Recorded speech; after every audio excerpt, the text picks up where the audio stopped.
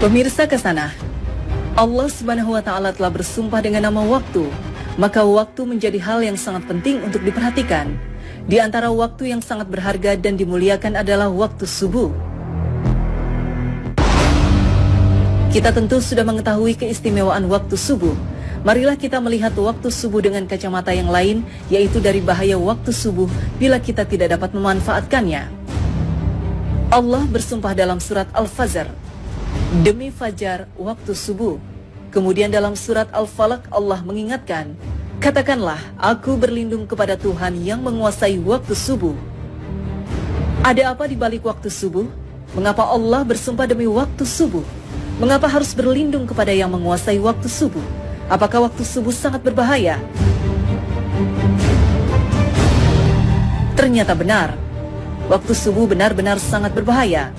Waktu subuh lebih kejam dari sekawanan perampok bersenjata api. Waktu subuh lebih menyengsarakan dari derita kemiskinan. Waktu subuh lebih berbahaya dari kobaran api yang disiram bensin. Jika ada sekawanan perampok menyatroni rumah kita dan mengambil paksa semua barang, emas dan semua perhiasan di gondolnya, uang cash puluhan juta ditilepnya, laptop yang berisi data-data penting Anda juga diembatnya, mobil yang belum lunas juga digasaknya, bagaimana rasa pedih hati kita menerima kenyataan ini? Ketahuilah bahwa waktu subuh lebih kejam dari perampok itu, karena jika kita tertindas sang waktu subuh sampai melalaikan sholat fajar, maka kita akan menderita kerugian lebih besar dari sekedar laptop dan mobil. Kita kehilangan dunia dan segala isinya. Rasulullah SAW bersabda, 2 rakaat fajar lebih baik dari dunia dan segala isinya. Hadis riwayat Muslim. Waktu subuh juga lebih menyengsarakan dari sekedar kemiskinan dunia, karena bagi orang-orang yang tergilas waktu subuh hingga mengabaikan sholat subuh berjamaah di masjid, maka hakikatnya merekalah orang-orang miskin sejati yang hanya mendapatkan upah 1/150 atau 0,7% saja pahala sholatnya. Dan barang siapa yang sholat subuh berjamaah, maka ia bagaikan sholat semalam suntuk. Hadis riwayat Muslim. Kita bisa bayangkan sholat semalam suntuk berarti sholat yang dikerjakan mulai dari tenggelamnya matahari sampai terbit fajar. Benar-benar fantastis, sama dengan sholat selama 10 jam atau kurang lebih 150 kali sholat.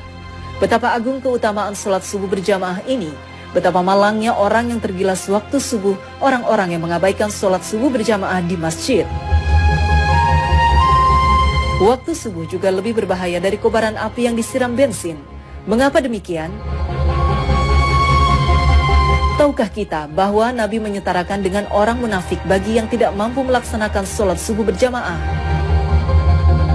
Sesungguhnya tiada yang dirasa berat oleh seorang munafik kecuali melaksanakan sholat isya dan sholat subuh.